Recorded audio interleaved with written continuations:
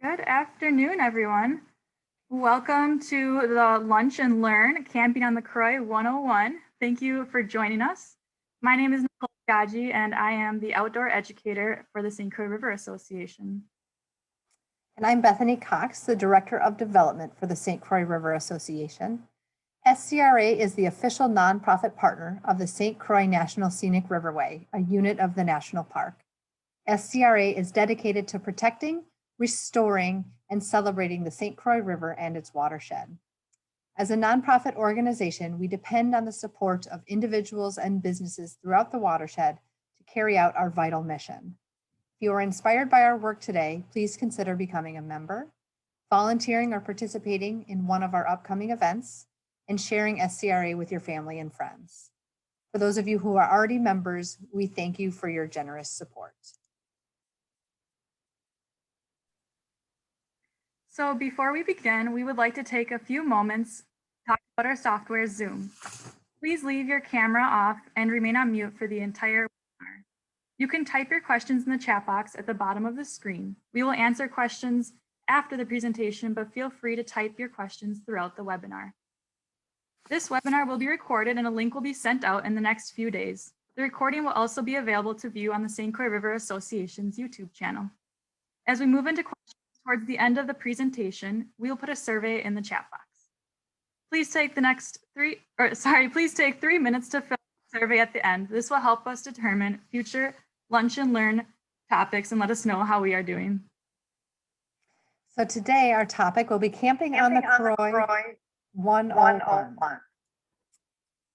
I have the pleasure today of introducing Dale Cox. Dale has been a park ranger with the National Park Service over 25 years, most of that time with the St. Croix National Scenic Riverway. Originally from the Ozarks country, he has spent his career exploring wild places and paddling moving waters. Please join us in welcoming Dale Cox. And Dale, please feel free to share your screen. Hello, everyone. This is Dale. Just a brief introduction. I am presenting today from our Namicogen River Visitor Center in Trego, Wisconsin. And I really appreciate the St. Croix River Association giving us this opportunity. The last 11 months has been hard on everyone. From the standpoint of being a park ranger, we thrive on speaking with people. And even this virtual opportunity is a tremendous opportunity for us to speak about this unique resource and how to go about camping at the St. Croix National Scenic Riverway. We've had a little bit of a technical issue today, but hopefully everyone can see the screen that is up. Bethany, everything look good on your end? Looks great. Thank you, Dale. Looks great. Thank you, Dale. Thank you for letting me know. I need to close my camera to make sure that we are getting the maximum bandwidth that we can. To talk about camping at the St. Croix National Scenic Riverway, we have to cover two different aspects. One is the rules and regulations, where to camp, how to camp, number of people that can be at any campsite. We actually have different types of camping regulations depending upon where you are in the park. The reason for that is that there are different resources found in different locations, and human impact can have a significant adverse effect in certain locations. So we have different regulations. I'm going to cover those. I'm also going to cover the second, which I think is equally important, and that's the moods of the river. What you find in different locations. Different people want different experiences. So knowing where to go to find those experiences and what time of year you can actually paddle and camp on the St. Croix and Namekagon is vitally important. Camping has been a historic recreational usage on the St. Croix and Namekagon rivers for over 100 years. Not just camping, but having small cottages and cabins and places, using the river for fishing. It has been a place of respite for people coming to recharge their spiritual batteries for well over a century. If you've ever camped the St. Croix or, paddled the St. Croix or Namekagon and haven't camped, you've probably seen campsites. You've seen tents scattered in different areas, campsite signs with the international camping symbol on them. There is, in my mind, nothing better than waking up in the morning in a tent, having spent the night under the stars and being able to see that sunlight and friends next to you that have camped with you and see that moving river. The important thing to know is that the St. Croix and Namekagon are very long rivers. The headwaters of the St. Croix River is well over 150 miles upstream from Prescott, Wisconsin, where the St. Croix meets the Mississippi. The Namicogen River itself is over 100 miles in length. So if you've crossed the St. Croix near Hudson, Wisconsin, or you've seen it from Stillwater, you see that mile-wide lake, basically, that is totally different from what you will see at the headwaters. The headwaters of any river typically is very shallow. It's spring-fed. That is the case for both the St. Croix and Namekagon. The lower St. Croix River is that wide, moving river that I think most people associate with the St. Croix. The St. Croix and Namekagon combined, what the National Park Service manages is around 250 miles in total length that's protected by the Wild and Scenic Rivers Act. The St. Croix and Namekagon were part of the original Wild and Scenic Rivers Act of 1968. The only waterway that was protected of those first 8 that was given to the National Park System to manage. The National Park Service actually manages about 230 miles of the 2 rivers. As I mentioned, recreation has been a historic use for both the St. Croix and Namekagon for well over a century. After logging had finished in the early 1900s, the log jams had ceased to exist on the river. People began recreating, began canoeing, fishing, camping. Fish camps were set up in many locations along the Namicogen and St. Croix. If you're going to camp today, there's a handful of regulations that you need to know in general. First of all, north of US Highway 8, that is where Highway 8 crosses the St. Croix River at St. Croix Falls, Wisconsin, Taylors Falls, Minnesota, across the river from there. North of Highway 8, there are over 130 designated campsites. You do have to camp in designated campsites on both rivers. These campsites are primitive. That means for the most part, there's no picnic tables at them. They're water access from the river by canoe or kayak. Fire rings are provided at each of the campsites. There's 2 types of these primitive sites. For the most part, the majority of them are what we call individual sites. These are smaller sites that will accommodate a maximum of 8 people, 3 tents maximum at each of those sites. There are a handful of select larger campsites that we call group campsites. These will host a maximum of up to 16 people, six tents maximum at each of those locations.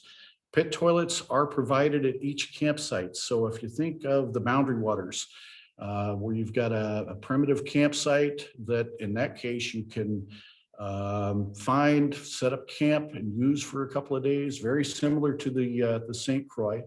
The good thing to know is that all of our campsites are free. There is no reservation system. They are available on a first come, first served basis. These are open year round. So if you winter camp, you can camp in the winter. Our busiest times of the year is actually from about Memorial Day weekend through the middle part of July. Our visitation will start to drop off a little bit towards the end of July. My favorite time of year to camp is actually in the fall, because surprisingly, it can get very, very quiet. So this is the stretch north of Highway 8. This includes 100 miles of the St. Croix River and 100 miles of the Namicogen combined. The Namicogen is the largest tributary of the St. Croix. And I'm going to kind of start up on the Namicogen. As I mentioned, you need to know the rules and regulations, but you need to know what you're getting yourself in for. When you're looking for these campsites, typically there is a sign by the river that you can see. It's the international tent symbol. It's the white tent on a brown background. The group campsites are indicated specifically with the identification that it is a group site, and these are all visible from the water. You'll notice on this image, there is a letter and a number. This correlates to a specific location, in this case on the Namicogon River. Namicogon is what is identified by the N.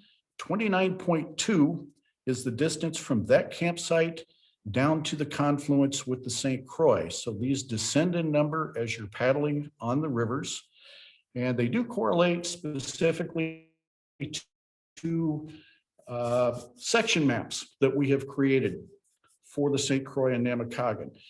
Because these rivers, what we manage, are around 230 miles in length, there is no single individual map that will show you all of the landings in all of the campsites. We have broken the sections of the rivers down into some bite-sized identifiable locations.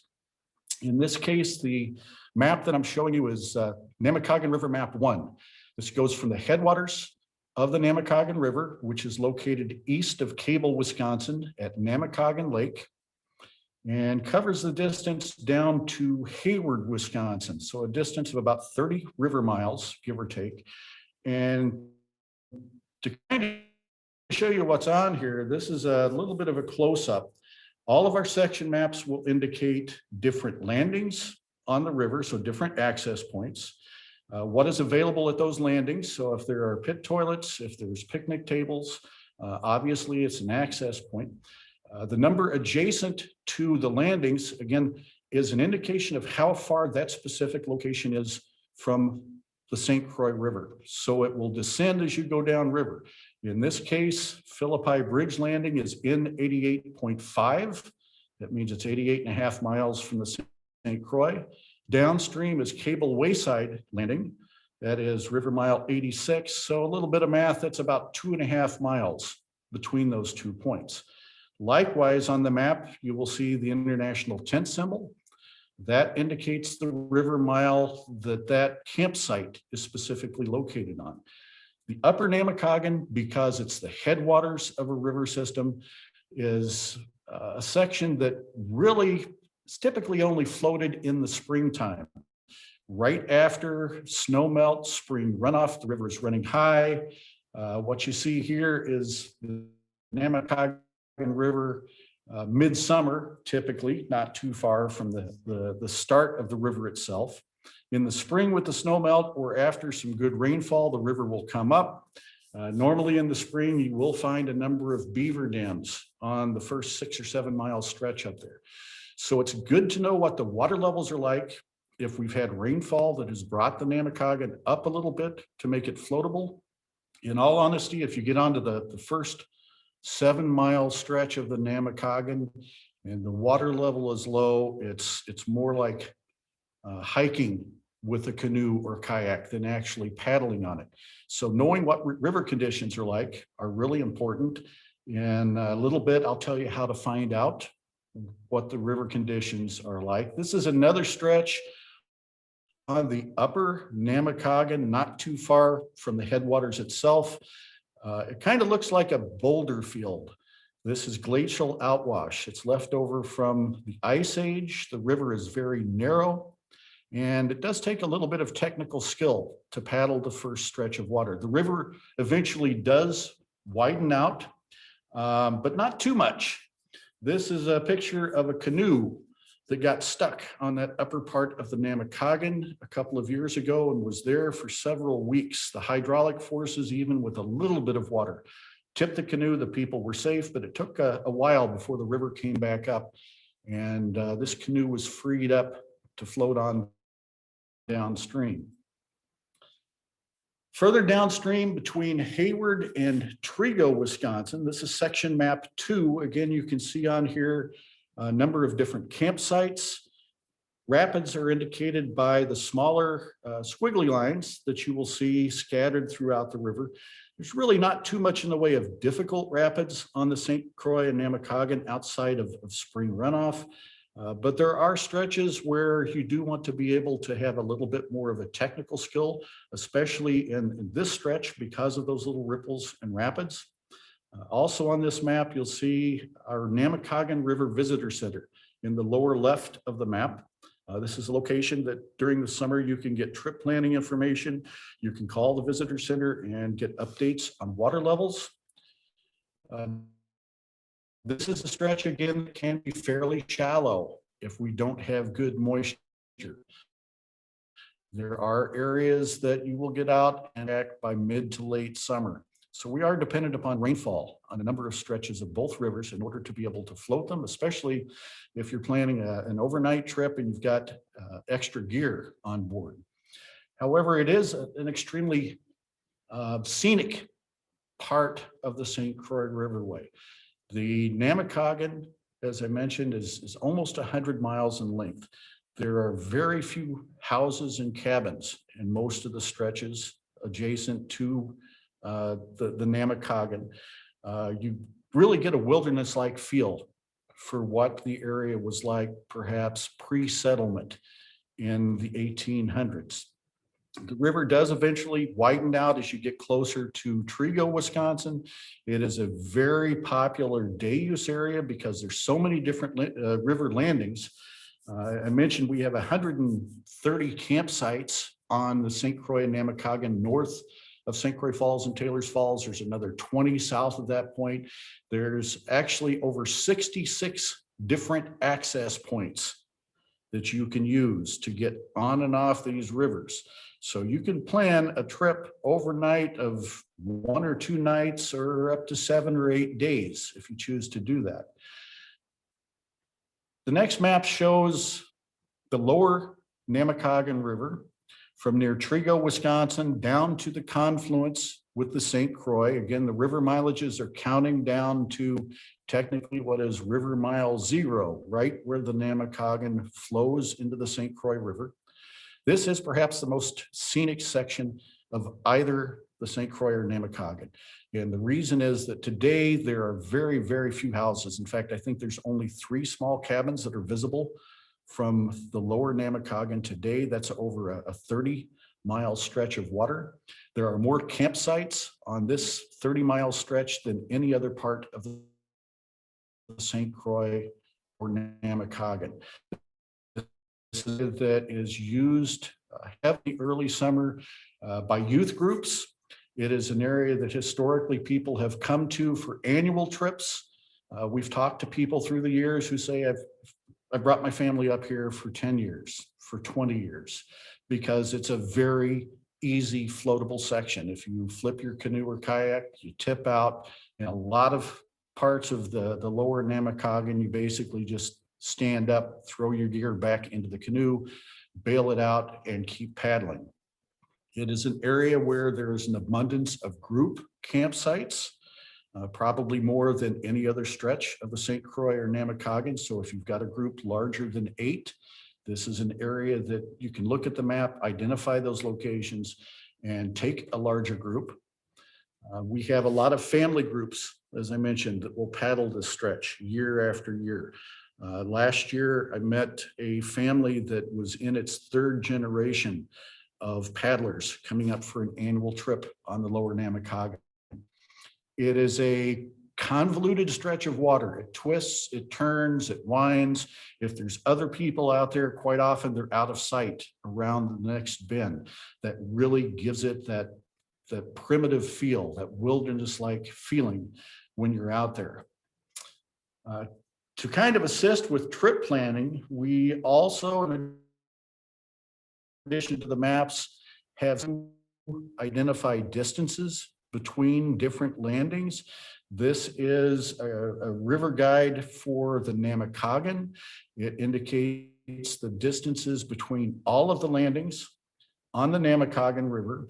In general, we say that the Namicogon flows about 3 miles per hour. So if you're looking for, say, a 3-day trip, you can anticipate being on the water for 4 to 5 hours a day. It's about a 15-mile-a-day average. So about a 45-mile trip if you're really paddling hard. The nice thing about the Namicogon is that because of that swift current, you spend a lot of time actually ruddering your canoe or kayak. So in general, 30 to 40 miles is an easy trip, and you can use a chart like this to kind of help plan your trip in association with the maps that we have. I'm going to move upriver a little bit from the Namicogon. This is section map 4. This is the upper St. Croix River, the first 20 miles or so of the St. Croix. The park does not extend to the actual headwaters of the St. Croix.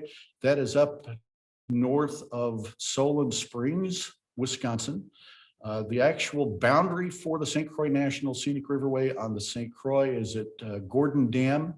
This is west of Gordon, Wisconsin, a little bump in the road of Highway 53 if you drive north of Superior.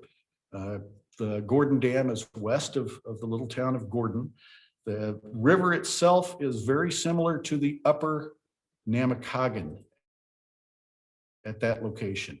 It can be very, very shallow, lots of rocks, lots of boulders, and having good water is very important to being able to paddle this stretch of water at any point of the year. Generally, we tell people, again, after spring runoff, you want to have a good period of 2 to 3 days of rainfall in order to be able to paddle this. There are stretches of the upper St. Croix, the first 20 miles or so, that it does widen up. It is relatively flat water. There are stretches where it quickens out. There is one area called Copper Mine Dam. That's this picture is an old logging dam on the upper St. Croix. Generally, it is portaged by carrying your gear to the paddler's right, going downstream. This is an image of a kayaker going through that in high water in the springtime. So it can be floatable in the right conditions, but there are a few places where there are designated portages. These are identified on the maps of the St. Croix and Namekagon. The most consistent, faster water that we have on the St. Croix is found on this stretch. It's called Big Fish Trap Rapids. And there are consistently class 2 rapids found in this stretch in good water. In high water, they can go to a class 3. There's only a handful of campsites on this stretch though. So if you're really looking to get away and water conditions are good, this first stretch is an exceptional place to kind of disappear into for a few days and really not see much in the way of other people or other campers on the river. This stretch also, as I mentioned, starts to widen out in places before you hit the Namicogon, the confluence. This is just upstream from where the Namicogon River comes in on the paddler's left at this location. By this time, the river has become a very, very wide river valley. The river is down at the bottom of that. The river valley itself is exceptionally wide. And you hit Riverside Landing. This is about 10 miles north of Danbury. This stretch of water is a stretch that is relatively flat from Riverside Landing on State Highway 35 down to what we call Norway Point Landing. Again, about a 25-mile stretch. The St. Croix State Park is found on the Minnesota side of the river. There are outfitters located inside the state park. If you plan a long weekend, you can camp in the state parks adjacent to the St. Croix, rent from outfitters that are found in most of the state parks, and do day stretches on the river, just short day paddles, and camp in developed campgrounds. The St. Croix Riverway does not have any developed campgrounds, no campsites with electrical hookups, no showers. As I mentioned, all of our campsites are primitive water access campsites, but there are six different state parks found in the vicinity of the St. Croix Riverway that do offer those amenities. This is a stretch that really is relatively flat. It's a great place for just learning to paddle smooth, easy water, a number of different access points to get on and off the St. Croix in this area. No real rapids, an area that local families tend to take their youngest children out to learn to paddle in a river, because even though there's a current there, it's typically not too swift. If you do find any rapids in this area, they're just a short little run without needing too much in the way of technical skills to be able to maneuver through those. The next stretch is perhaps one of the most enjoyable parts of the St. Croix National Scenic Riverway. North of Grantsburg, Wisconsin, Pine City, Minnesota, the river is by this time the border between the two states, is a stretch of water of about 15 miles where the St. Croix is actually cutting down through the bedrock. What that means is that you have these nice, consistent step rapids. I almost refer to them as step ripples. It is an exceptionally good place to learn to paddle in rapids because they are so consistent. And there are numerous campsites found along this stretch. As I mentioned, there's a lot of little rapids. This is a typical scene in early to mid spring. The water's up just a little bit, but even with that, it's not too difficult to be able to maneuver on this stretch. There are stretches through here where you'll hit nice, consistent little rapids and then flat water.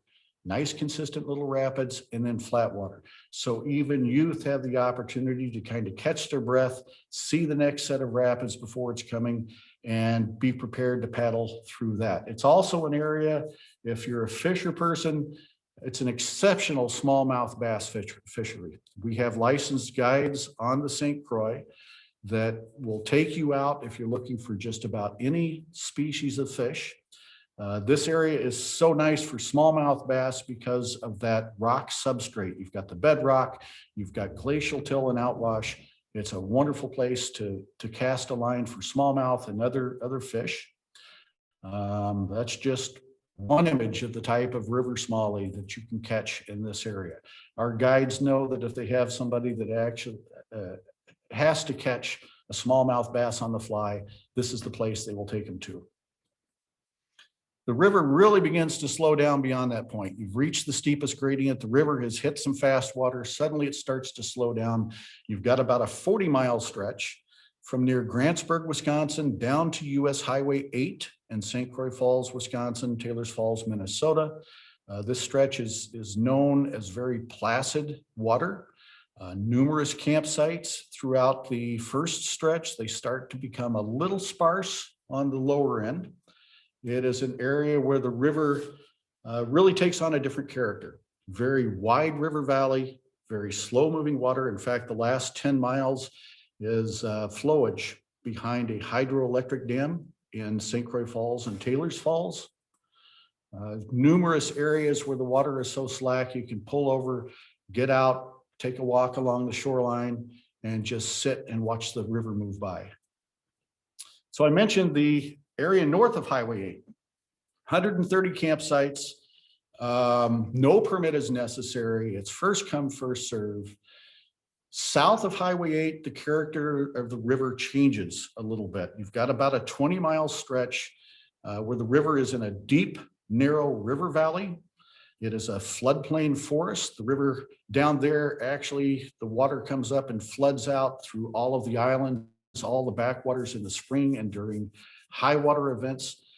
For that reason, the designated sites that we have between Highway 8 and about 20 miles downstream to what's called the High Bridge. There's a high railroad bridge that crosses the river 20 miles of St. Croix Falls, south of St. Croix Falls. We have technically the same regulations in effect, primitive water access campsites, same regulations in regards to number of people at the two different types of campsites. The big difference in this stretch is that there are no pit toilets found at those campsites downstream of St. Croix Falls. And the reason, again, is it's a floodplain. Even if we put those in, high water, springtime, or after heavy rains will flood those out. For that reason, campers have to carry and use some sort of portable toilet. I've got to carry that in, carry out everything. And this is a becoming a fairly common practice in many areas of the West, where you have a river area and even some mountain areas where there's not a good location to actually dig a pit toilet, or it floods out. So people have to carry and use a portable toilet if they're going to camp at the designated sites. For that reason, we have an annual camping permit that is necessary to camp in these campsites. It's the only part of the river where you need a camping permit. It is not a reservation. It doesn't guarantee a specific campsite on any given day. What it is more of an educational tool for us. You can acquire this by mail, by fax. The application for the permit is pretty simple. When our visitor center is open in St. Croix Falls, you can actually get it in person at that location. It's a free annual permit, and it's just so that the campers in this stretch understand the unique regulations that exist there. This part of the Riverway probably hosts the busiest stretch of water between St. Croix Falls, Wisconsin, Taylors Falls, Minnesota, down to Osceola, Wisconsin. That 6-mile stretch has historically been a fantastic place for day trips. On a hot Saturday in June or July, you might see as many as 1,000 canoes and kayaks on that stretch. So if you're looking for social camping, social interaction with a lot of people, that is the place that you want to go to. It begins in the Dalles of the St. Croix, the short stretch. You might recognize Minnesota, Wisconsin interstate parks. The Dalles of the St. Croix is a very narrow, rocky gorge that the river passes through. The oldest state park in Wisconsin is the Wisconsin Interstate State Park at that location. Wisconsin Interstate Park was established in 1901. The Minnesota Interstate State Park is the second oldest state park in Minnesota that was established in 1895. So you can see that even as far back as then, people were looking for these unique recreational opportunities. The river down on that stretch of water is very flat. Again, not much in the way of a current in a typical summer day. There is a lot of boat traffic found through there. Very social, recreational opportunities, lots of people on the river. Very wide river valley, and the St. Croix is down at the bottom of it, but you can see there are high bluffs on both sides. That is one of the typical aspects that you see in this stretch, is that the river is down at the bottom of this valley, and you have these unique high bluffs adjacent to the river. This image is actually at Osceola, Wisconsin, a bridge crossing that goes to our busiest river landing at the St. Croix Riverway. Final stretch from Osceola down to the High Bridge. Again, very wide river valley, high bluff country, limited number of campsites in this location. Very unique backwaters in some areas down here, though. I mentioned it's a floodplain forest. When the water comes up, you can actually paddle over and through islands in this area. If we have high water in the summer, this is a place where people will go to, not just to camp, but to paddle through some of these scenic areas that typically you can't paddle in a given year. The final stretch of the river is only about 5 miles in length as far as what we manage. It's from the High Bridge down to Stillwater, Minnesota. This is an area that people have been camping on islands for close to 100 years. In fact, camping is only allowed on the islands in this stretch. It's open camping. There's no designated campsites. There's no fire rings at this location. And campers in this area have to either have an onboard toilet or camp within 250 feet of toilets that we provide. And by that, I mean the island camping is open. Anywhere you can see a spot, you can throw a tent out. But again, because you get high water, this area floods out, we actually put in floating toilets. We call these the floaters. They've been in place for a number of years. The only way to access these islands is by boat or canoe or kayak. If you are in a boat, you have to have an onboard toilet of some kind to camp out there. If you do not have a boat that has an onboard toilet, you have to camp within 250 feet of the floaters. Again, this is some of our resource protection rules that we have to maintain these islands as they are. It's an area that receives so much use. A lot of people abuse it. All of our campsites at the St. Croix are pack it in, pack it out. There are literally no trash cans. You can't leave your garbage at a landing. People often don't learn that. And we have volunteer groups in the past that have helped us clean these islands. This is actually in the Stillwater Islands area after a busy weekend. This is a scout group that donated their time one Sunday afternoon picking up garbage at these sites. So in closing, I want to throw in a safety message. Part of the planning is knowing the different parts of the river that you might want to visit. Planning ahead by knowing the campsites that you want to stay at. But it's also being cognizant that the weather can change and you do want to be safe while you're out there. This is an image of a canoe wrapped around a bridge pier on the Namicogen, a place called McDowell Bridge. For some reason, this happens about once every 3 or 4 years. People come to this narrow bridge, they're not prepared for it. They suddenly get pulled in, and the next thing we know, they flipped over and the bridge is wrapped around the pier itself. Knowing weather and water conditions is important. A few years ago, we had a derecho event, these long-term lateral winds that lay waste to trees and any other structures that might be in the way. To give you some idea of what happened during this event, this is one of our outhouses at one of our landings, Riverside Landing on the Upper St. Croix. This is before this storm hit. And this is after the storm hit. There were people at the landing that actually took shelter inside of the outhouse. Their lives were probably saved by that structure being there. We miraculously had no one severely injured at the river the day of that event, but knowing the weather forecasts, being prepared, knowing the water conditions. This is another shot of the landing at Riverside, one of our outfitters. Their trailer was pretty much destroyed. Their van itself survived it, but had huge dents in one side. So if you're going to camp at the Riverway, you need to know the regulations.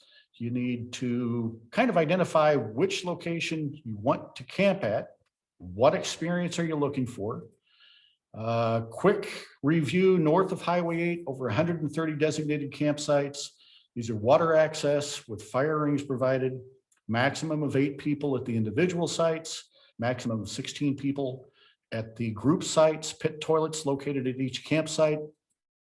South of Highway 8 to the High Bridge, very similar, but you do have to have an annual camping permit and carry and use a pit toilet in that location. And then the Stillwater Islands area, open camping. I should add, their fire rings are not provided. That is incorrect on this slide. I apologize. There are no fire rings. You can have open fires. You cannot collect firewood from the islands down there. However, you do have to bring your own firewood collected within about 10 miles of that location by state law. And campers must have an onboard toilet or camp within 250 feet of the toilets. For additional information, real quick, we have 2 seasonally operated visitor sitters at the St. Croix Riverway. Our plan this summer is to have these open. We did have them closed last summer. We had temporary pop-up facilities located outside of these facilities, but we are planning on opening these on a limited basis. If nothing else, you can always call the number provided here that will give you some information. We can help you with trip planning. We can tell you what river conditions are like. The number for the St. Croix River Visitor Center is 715-483-2274. Staff is available at that location year round. It's also our park headquarters in St. Croix Falls.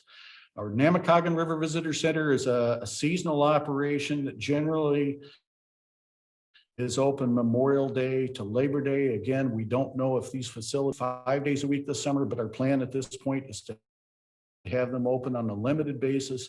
There will be people around 7 days a week. Our staff not only operates the visitor center, but presents programs. They're on river, talking with people, doing informal contacts. Our website is a great place for additional information. We have an extensive website that lists suggested paddles. You can download all of those section maps that I've shared with you. You can get the current river levels from our website. As the rivers open up in the spring, there are river gauges that we monitor up and down the St. Croix and Namekagon. We have line of sight gauges in certain places that we'll keep an eye on. We can interpret these as to how floatable the rivers are. So on our website, we have some specific pages dedicated to current conditions. What's floatable? Is it good? Is it low? Is it high? We've had very high conditions, sometimes midsummer, and we update these pages on a weekly basis, more so if necessary. You can also call the visitor centers or shoot us an email from our website. This will give you an opportunity to interact with the staff and ask whatever questions you need in regards to camping. I've gone a little bit over my time. I haven't had a chance to keep an eye on questions. Bethany, can you check to see if there's any questions I can help anyone with? Yep, Dale, we've got questions covered. How about you? If you could stop sharing your screen, Stop sharing your screen. Okay, and we'll jump in in. just a second. And we'll jump in. Oh my goodness, lots of questions. So I hope everyone will getting a lot of rain sounds like. Okay, so I am going to jump to the top. And wow, I really appreciate the number of people that have joined us today. As I said, this is exciting to have this opportunity. After 11 months, I know I'm a little rusty, so I appreciate everyone kind of bearing with me on this. First questions, I think I may have answered this. Do campsites allow for small family campers if electricity is not needed? We don't have any pull-in type campsites.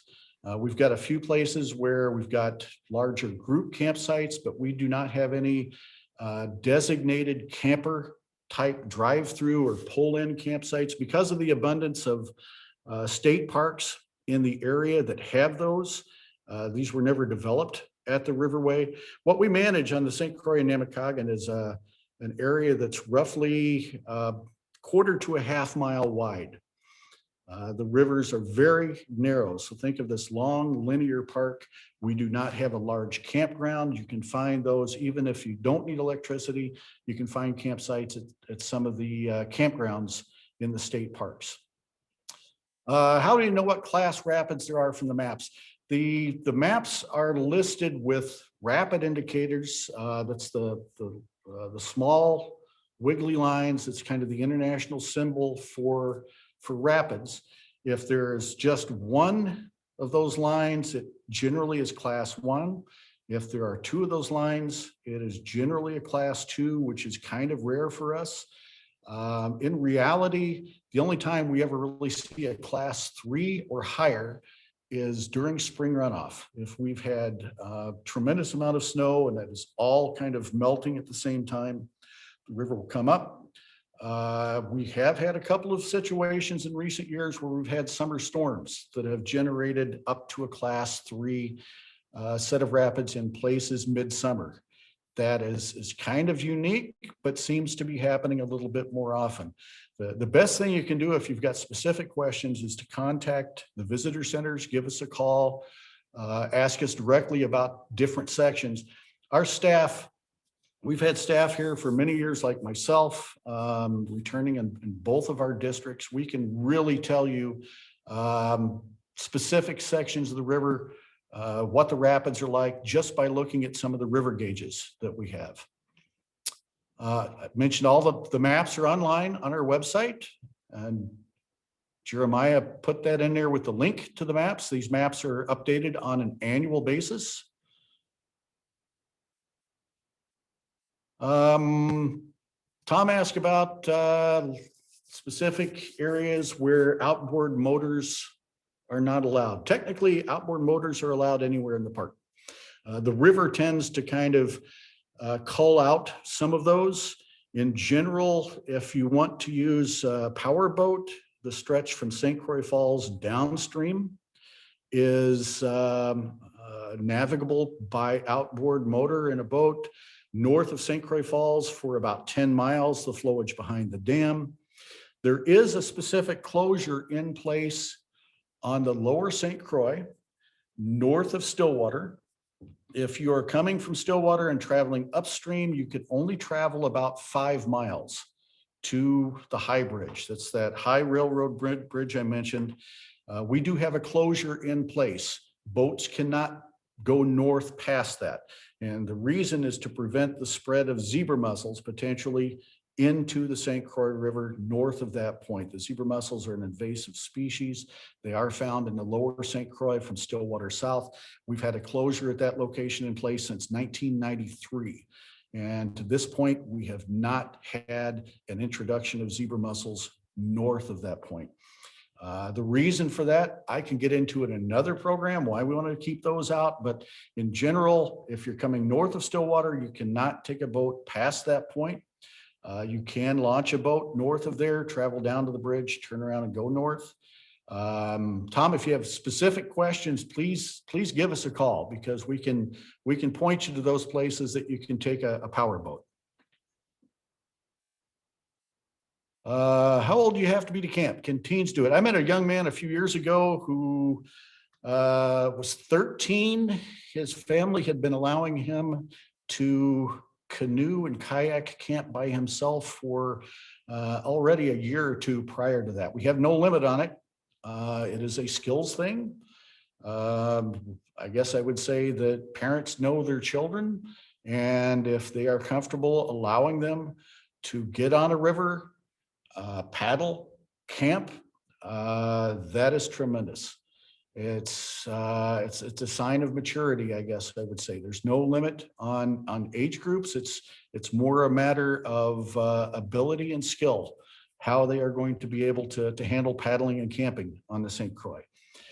Fishing guides. I can't really recommend one fishing guide over another, but all of our fishing guides are listed on our website. If you go to our homepage, that's nps.gov/SACN. At the bottom of the page, there are 4 direct links, one for maps, one for outfitters, one for river levels, and one for just general current information. If you click on the outfitter link, that will take you to all of our outfitters, including the people that rent canoes, kayaks, as well as our fishing guides.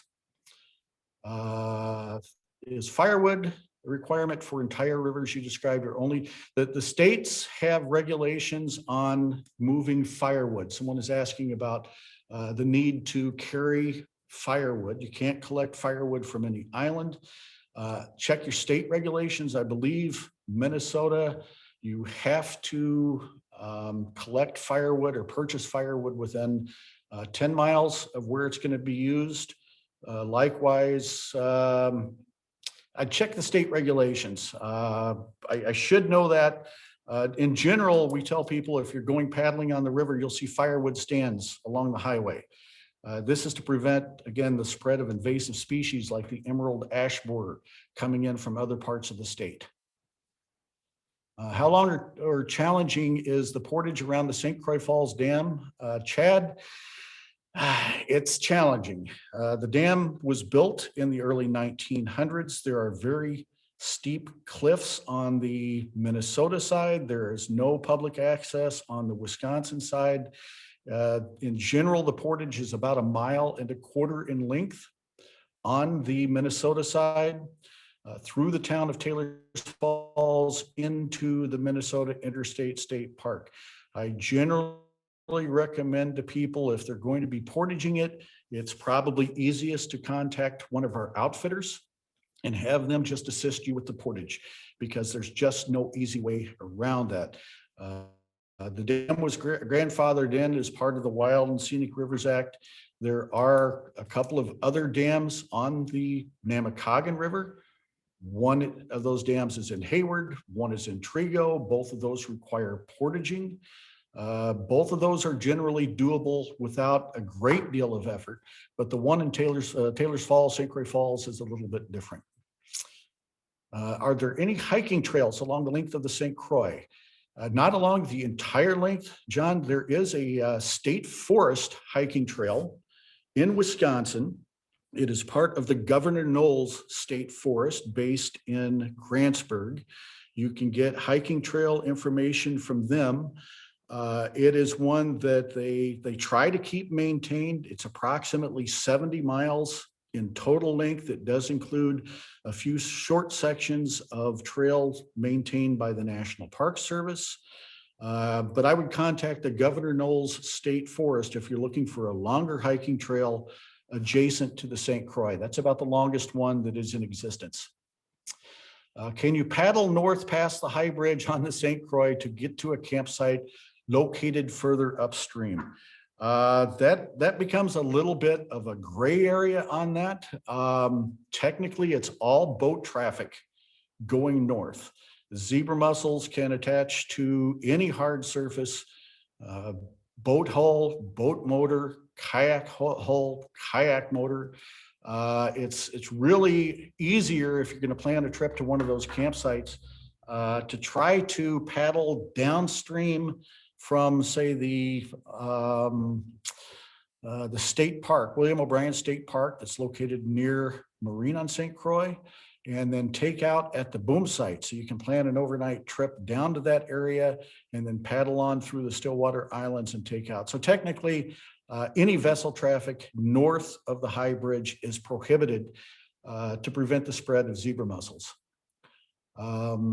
If you have specific information regarding questions regarding fishing, our website does have a specific fishing page that provides links to the outfitters.